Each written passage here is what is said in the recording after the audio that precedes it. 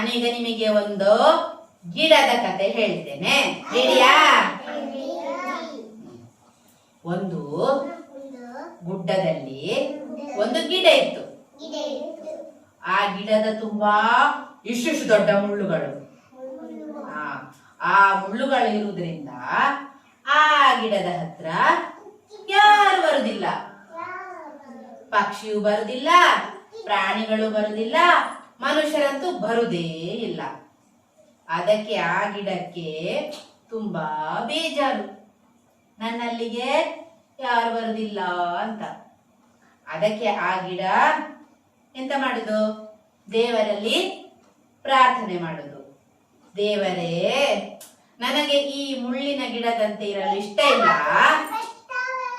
ನನಗೆ ನನ್ನ ಎಲೆಯನ್ನೆಲ್ಲ ಚಿನ್ನದ ಎಲೆಯ ಹಾಗೆ ಮಾಡಿ ಅಂತ. ಹೇಗೆ? ಬಂಗಾರದ ಎಲೆ.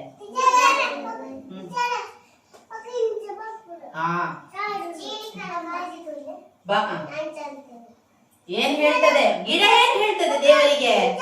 ಮನುಷ್ಯ ಗಿಡ ದೇವರಿಗೆ ಎಂತ ಹೇಳ್ತದೆ? ನನಗೆ ಚಿನ್ನದ ಎಲೆ ಕೊಡಿ ಅಂತ ಹೇಳುದು. ಎಂತ ಹೇಳುದು? ಚಿನ್ನದ ಎಲೆ, ಬಂಗಾರದ ಎಲೆ ಕೊಡಿ ಅಂತ. ಆಗ ಯಾರು ಬಂದ್ರು ಅಲ್ಲಿಗೆ? ಎಲ್ಲರೂ ಬಂದ್ರು, ಕಳ್ಳರು ಬಂದ್ರು, ಜನರು ಬಂದ್ರು. ಎಲ್ಲ ಎಲೆಯನ್ನೆಲ್ಲ ಕಿತ್ತು, ಮುಳ್ಳೆನ್ನೆಲ್ಲ ಕಿತ್ತ, ಬುಡದಿಂದಲೇ ಕಿತ್ತು ಎಲ್ಲ ತಕೊಂಡು ಹೋದ್ರು. ಚಿನ್ನ ಅಲ್ವಾ, ಜನರು ಬಿಡ್ತಾರಾ? ಬಿಡುದಿಲ್ಲ, ಎಲ್ಲ ತಕೊಂಡು. ಮತ್ತೆ ಗಿಡ ಅಳ್ತಾ ಇತ್ತು. ದೇವರು ಬರ್ತಾರೆ, ಎಂತ ಆಯ್ತು ಅಂತ ಕೇಳ್ತಾರೆ. ಏನಿಲ್ಲ, ನನ್ನ ಚಿನ್ನದ ಎಲೆಯನ್ನು ಮುಳ್ಳನ್ನೆಲ್ಲ ಕದ್ದುಕೊಂಡು ಹೋದ್ರು. ನನಗೆ ಚಿನ್ನದ ಎಲೆ ಬೇಡ, ನನಗೆ ಪಳ ಪಳ ಪಳ ಹೊಳೆಯುವ ಗಾಜಿನ ಎಲೆ ಬೇಕು ಅಂತ. ಗ್ಲಾಸ್. ದೇವರದಕ್ಕೆ ಏನ್ ಹೇಳ್ತಾರೆ? ತಥಾಸ್ತು. ದೇವರು ತಥಾಸ್ತು ಹೇಳಿದ ತಕ್ಷಣ ಏನಾಗ್ತದೆ? ಎಲ್ಲಾ ಎಲೆಗಳು ಗಾಜಿನ ಎಲೆಗಳಾಗ್ತವೆ. ಪಳ ಪಳ ಪಳ ಬಿಸಿಲಿಗೆ. ದನ ಇಲ್ಲ ಇದ್ರಲ್ಲಿ, ಆಯ್ತಾ? ದನ ಇನ್ನು ನೆಕ್ಸ್ಟ್ ಬರ್ತದೆ, ಆಯ್ತಾ? ಈ ಗಿಡದ ಎಲೆಗಳೆಲ್ಲ ಹೇಗಿರ್ತದೆ? ಪಳ ಪಳ ಪಳ ಹೊಳಿತದೆ, ಗಾಜಿನ ಎಲೆಗಳು. ಅಷ್ಟೊತ್ತಿಗೆ ಏನಾಗ್ತದೆ? ಜೋರಾಗಿ ಗಾಳಿ ಬರ್ತದೆ.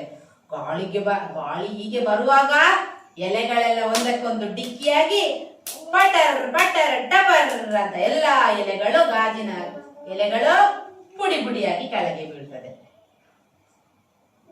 ಗಿಡಕ್ಕೆ ಏನಾಗ್ತದೆ? ಬೇಜಾರಾಗ್ತದೆ. ಮತ್ತೆ ದೇವರು ಬರ್ತಾರೆ. ಏನಾಯ್ತು ಅಂತ ಕೇಳ್ತಾರೆ ಗಿಡದ ಹತ್ರ. ಅಯ್ಯೋ ದೇವರೇ, ಚಿನ್ನದ ಎಲೆ ಎಲ್ಲ ಕತ್ಕೊಂಡು ಹೋದ್ರು, ಗಾಜಿನ ಎಲೆ ಎಲ್ಲ ಗಾಳಿಗೆ ಪುಡಿ ಪುಡಿ ಆಯ್ತು. ಈಗ ನನಗೆ ಚಿನ್ನದ ಎಲೆಯೂ ಬೇಡ, ಗಾಜಿನ ಎಲೆಯೂ ಬೇಡ, ನನಗೆ ಬೇರೆ ಗಿಡದ ಎಲೆಯ ಹಾಗೆ ಎಲೆ ಕೊಟ್ಟು ಬಿಡಿ ಸಾಕು. ಮುಳ್ಳನ್ನೆಲ್ಲ ತೆಗೀರಿ ಅಂತ ಹೇಳೋದು. ಆಯ್ತಾಯ್ತು. ಈಗ ಗಿಡ ಎಂತ ಕೇಳ್ತದೆ ದೇವರ ಹತ್ರ? ನನಗೆ ಮುಳ್ಳು ಬೇಡ, ಎಲೆ ಮಾತ್ರ ಸಾಕು ಅಂತ ಹೇಳುದು. ದೇವರೇನ್ ಹೇಳ್ತಾರೆ? ಜೊತೆಗೆ ಹೇಳಿ, ತಥಾಸ್ತು. ತಥಾಸ್ತು ಹೇಳಿದ ಕೂಡ್ಲೆ ಗಿಡದ ಮುಳ್ಳೆಲ್ಲ ಹೋಯ್ತು, ಬರೇ ಎಲೆಗಳು, ಸುಂದರ ಸುಂದರ ಎಲೆಗಳು. ಆಗ ಯಾರು ಬಂದ್ರು? ಮನುಷ್ಯ. ಯಾರು ಬಂದ್ರು? ದನ. ದನ ಬಂತು,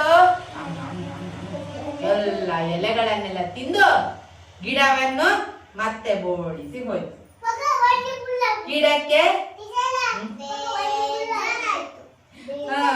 ಬೇರೆ ನನ್ನ ಗಿಡದ ಎಲೆಯನ್ನೆಲ್ಲ ಬನ್ನಿ ಫುಲ್ ಆಯ್ತು. ಅದ್ರದ್ದು ಹೊಟ್ಟೆ ಫುಲ್ ಆಯ್ತು, ದನ ಸೀದ ಹೋಯ್ತು, ಗಿಡಕ್ಕೆ ಬೇಜಾರಾಯ್ತು. ಗಿಡ ಮತ್ತೆ ದೇವರನ್ನು ಪ್ರಾರ್ಥನೆ ಮಾಡುದು.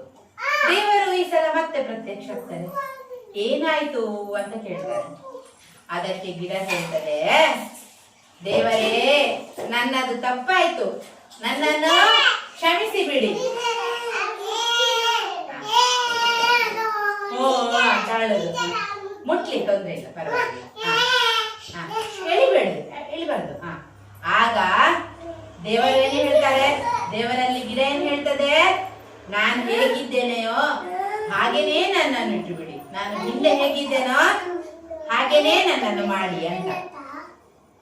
ಅದಕ್ಕೆ ದೇವರೇನ್ ಹೇಳ್ತಾರೆ? ಏನ್ ಹೇಳ್ತಾರೆ ದೇವರು?